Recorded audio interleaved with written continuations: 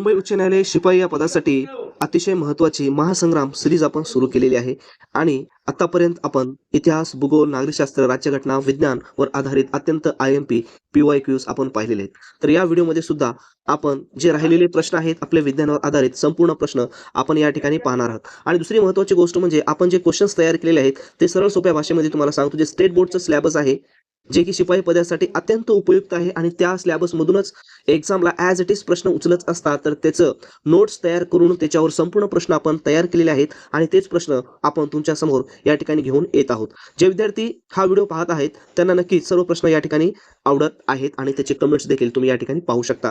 तर अतिशय महत्त्वाच्या नोट्स आहेत, त्याच पद्धतीने प्रश्न आहेत. तर या व्हिडिओमध्ये सुद्धा अत्यंत IMP विज्ञानावर आधारित आपण प्रश्न पाहणार आहोत, जेणेकरून येणाऱ्या एक्झाममध्ये तुम्हाला त्याचा अतिशय फायदा या ठिकाणी होणार आहे. आणि दुसरी महत्त्वाची गोष्ट म्हणजेच ज्या विद्यार्थ्यांना मुंबई उच्च न्यायालय शिपाई या पदासाठी नोट्स पाहिजे असतील किंवा प्रीमियम क्वेश्चन सेट पाहिजे असतील, लिपिक असेल, शिपाई असेल, स्टाफ कार ड्रायव्हर असेल, तर त्याची लिंक मित्रांनो डिस्क्रिप्शन बॉक्समध्ये दिलेली आहे. त्या ठिकाणी जाऊन तुम्ही सर्व डाउनलोड करू शकता. मित्रांनो, एकंदरीत पाहूया आपण या व्हिडिओमध्ये कोणकोणत्या टॉपिक्सवर प्रश्न आपण घेणार आहोत. तर या ठिकाणी पहा, सजीव सृष्टी अनुकूल वर्गीकरण या आधारित तुम्हाला जे काही पॉईंट दिसत आहेत सर्व पॉईंट्सवर आपण अत्यंत IMP या ठिकाणी प्रश्न घेणार आहोत. त्याच पद्धतीनं वनस्पतींची रचना आणि त्यांचे कार्य यावर कोणकोणत्या प्रकारचे अत्यंत IMP प्रश्न आपल्याला एक्झाममध्ये येतात ते देखील पाहणार आहोत. त्याच पद्धतीने नैसर्गिक संसाधनाचे गुणधर्म असतील आणि त्याच पद्धतीने सजीवातील पोषण यामध्ये सर्व जे काही पॉईंट्स तुम्हाला सब पॉईंट दिसत आहेत त्या सर्व अत्यंत ऑथेंटिक प्रश्न आपण पाहणार आहोत. अन्न पदार्थाची सुरक्षा यावर देखील आपण प्रश्न पाहू.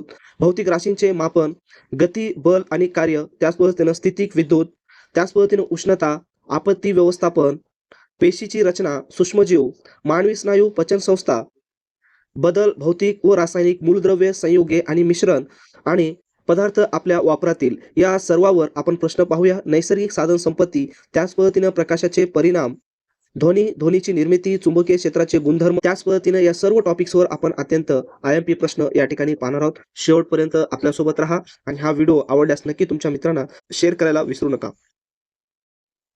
पहिला प्रश्न आहे, पंचसृष्टी वर्गीकरण पद्धत कोणी मांडली? तर या प्रश्नाचं योग्य आन्सर आहे हेकेल यांनी मांडलेली आहे. मोनेरा सृष्टीतील सजीवांचे महत्त्वाचे लक्षण कोणते? तर या प्रश्नाचं योग्य आन्सर आपल्याला सांगता येईल आधी केंद्रकी. त्यानंतर पुढील प्रश्न, खालीलपैकी कोणता सूक्ष्मजीव प्रोटिस्टा सृष्टीत येतो? तर या प्रश्नाचं योग्य आन्सर सांगता येईल आपल्याला अमिबा. त्यानंतर पुढील प्रश्न, कवकांची पेशीभित्तिका कोणत्या पदार्थापासून बनलेली असते? तर या प्रश्नाचं योग्य आन्सर आहे कायटिन यापासून. खालीलपैकी कोणता रोग अधिजीव मुळे होतो? तर याचं योग्य आन्सर आहे मलेरिया. त्यानंतर पुढील प्रश्न, विषाणूंचा आकार साधारणपणे किती असतो? तर याचं योग्य आन्सर आहे ऑप्शन नंबर क. त्यानंतर पुढचा प्रश्न, बॅक्टेरियोफेज हा विषाणू कोणत्या सजीवावर हल्ला करतो? तर याचं योग्य आन्सर आहे जीवाणू यांच्यावर तो काय करतो? हल्ला करतो. पुढचा प्रश्न, खालीलपैकी कोणते सूक्ष्मजीव स्वयंपोषी आहे? तर या प्रश्नाचं योग्य आन्सर आहे क्लोरेला म्हणजे शैवाल. अमांश हा रोग कोणत्या अधिजीवामुळे होतो? तर या प्रश्नाचं आपल्याला योग्य आन्सर सांगता येईल इंटाबिमा हिस्टोलिटिका. त्यानंतर पुढचा प्रश्न, राष्ट्रीय विषाणू संस्था कोठे आहे? तर याचं योग्य आन्सर आपल्याला सांगता येईल पुणे या ठिकाणी. त्यानंतर पुढील प्रश्न, जागतिक आरोग्य दिन केव्हा साजरा केला जातो? तर याचं योग्य आन्सर आपल्याला सांगता येईल 7 एप्रिल रोजी साजरा केला जातो, की म्हणजे आज 7 एप्रिलच आहे. त्यानंतर पुढील प्रश्न, डेंग्यू ताप कोणत्या विषाणूमुळे होतो? तर याचं योग्य आन्सर आहे प्लेव्ही विषाणू यांच्यामुळं डेंग्यू ताप होतो. पुढील प्रश्न, एड्स हे निदान करण्यासाठी कोणती रक्ताची चाचणी केली जाते? तर या प्रश्नाचं योग्य आन्सर आपल्याला सांगता येईल एलिसा. त्यानंतर पुढील प्रश्न, रेबीज रोगाचे मुख्य लक्षण कोणते आहे? तर याचं मुख्य लक्षण आहे याला वाटते पाण्याची भीती. खालीलपैकी कोणता असंसर्गजन्य रोग आहे? तर याचं योग्य आन्सर आपल्याला सांगता येईल मधुमेह. कर्करोगाच्या पेशी समूहाला काय म्हटले जाते? तर याचं योग्य आन्सर आहे अर्बुद असे याला म्हटले जाते.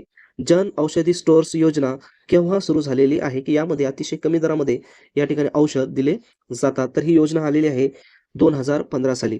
जेनेरिक औषध म्हणजे नेमकं काय आहे? तर याचं योग्य आन्सर आपल्याला सांगता येईल पेटंट शिवाय समान दर्जाची स्वस्त औषधे. मधुमेहात कोणत्या संप्रेरकाची कमतरता असते? तर याचं योग्य आन्सर आपल्याला सांगता येईल इन्सुलिन. पल्स पोलिओ अभियान कोणत्या रोगासाठी आहे? तर याचं योग्य आन्सर आपल्याला सांगता येईल पोलिओ साठी आहे. खालीलपैकी कोणते बल असंपर्क बलाचे उदाहरण आहे? तर याचं योग्य आन्सर आहे चुंबकीय बल. बस अचानक थांबल्यास प्रवासी पुढे फेकला जातो, हे कशाचे उदाहरण आहे? तर याचं आपल्याला योग्य सांगता येईल गतीचे जडत्व. दाबाचे एसआय एकक काय आहे? तर या प्रश्नाचं योग्य आन्सर आपल्याला सांगता येईल पास्कल हे दाबाचे एकक आहे. उंटाचे पाय वाळूत बुडत नाहीत. याचं नेमकं कारण तरी काय? त्याचे क्षेत्रफळ मोठे असल्याने दाब कमी होतो. द्रवाचा दाब कोणत्या गोष्टीवर अवलंबून असतो? तर या प्रश्नाचं योग्य आन्सर आपल्याला सांगता येईल खोली व घनता या दोन्हीवर.